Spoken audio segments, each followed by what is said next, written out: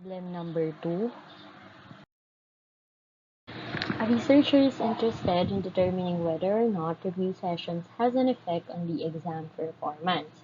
The independent variable, a review session, is administered to a sample of students in an attempt to determine if this has an effect on the dependent variable exam performance. Based on information gathered in previous semesters, I know that the population mean for a given exam is 24. The sample mean is 25 with a standard deviation of 4.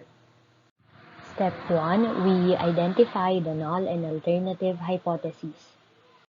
So in this problem, they want to check if the review session has an effect on the exam performance. So that would be our clue in formulating the null and alternative hypotheses. And we also have to take note that they are just asking for the effect and they did not state whether the effect is a positive one or a negative one or a greater effect on the exam performance or a lesser effect on the exam performance. So since it is not stated whether it's greater than or less than, we have to stick with effect or does not have any effect. Since we're just trying to check if the review session is an effect or no effect, our null hypothesis will be population mean is equal to 24 to signify that there is no effect on the exam performance. And the alternative hypothesis will be population mean is not equal to 24 to signify that review session do not have an effect on the exam performance. Step 2 is identify the level of significance. Identify also if this is under one-tailed or two-tailed test and get the value for the degrees of freedom. Our level of significance is 0.05 since it is not stated in the given problem. To check whether we will use a two-tailed test or a one-tailed test, we have to check the alternative hypotheses. And if the mathematical symbol in the alternative hypothesis is not equal sign, then it is a two-tailed test.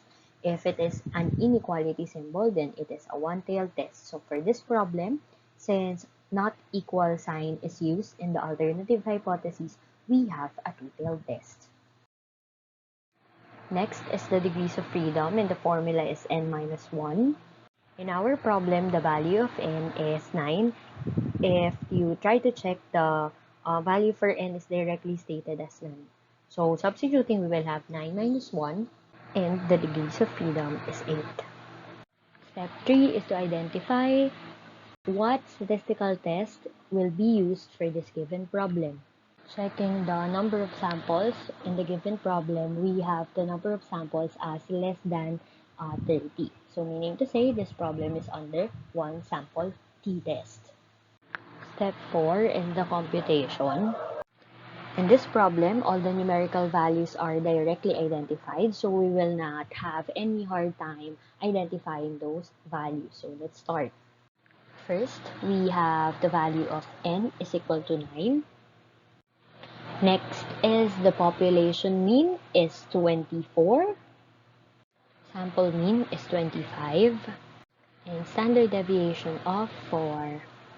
And since this problem is under one sample t-test, we have to use the formula for one sample t-test, and that is sample mean minus the population mean all over the sample standard deviation over the square root of n.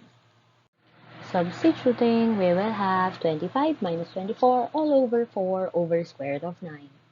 The calculator on the left side shows you how are you going to input the values if your calculator is a 4-liner calculator.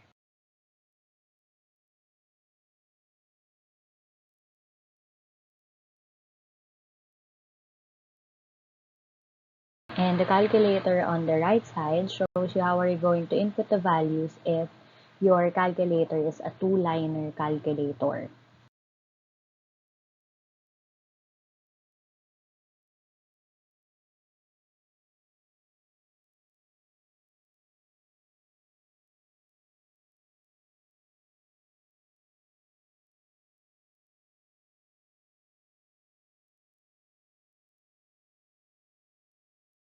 So our t computed is 0.75. Step 5 is the decision rule. The rule is to reject null hypotheses if the absolute value of t computed is greater than or equal to the absolute value of t tabular. So we have to identify the t tabular first since we already have the value for the t computed. First, to get the value of t tabular, we have to go back to step 2. Locate your degrees of freedom in the degrees freedom column, and then after finding the numerical value, all you have to do is draw an imaginary horizontal line passing through that degrees of freedom. If the problem is under a two-tailed test, you have to locate the level of significance in the row where two-tailed is located. And the next, since our level of significance is 0.05 and it is a two-tailed test, you have to locate 0.05 into the row in which two-tailed is located. And you have to draw an imaginary vertical line passing through that 0.05. And the intersection of those two imaginary lines will be our t-tabular. That we know the value for our t computed and our t tabular, all we have to do is substitute the given values. Substituting, the decision rule will be reject null hypotheses if the absolute value of 0.75 is greater than or equal to the absolute value of 2.306. Step 6, we have to identify if we have to reject the null hypothesis or we failed to reject the null hypothesis. For us to check whether it is reject null hypothesis or we fail to reject the null hypothesis, we have to go back to step 5 and check if the mathematical statement is true or false. So going back, we have the absolute value of 0.75 is greater than or equal to the absolute value of 2.306.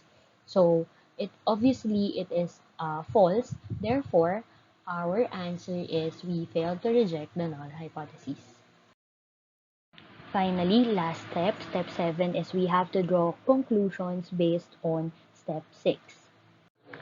Based on step 6, we failed to reject the null hypothesis. So we have to stick with the population mean is equal to 24. And that means review sessions do not have an effect on exam performance.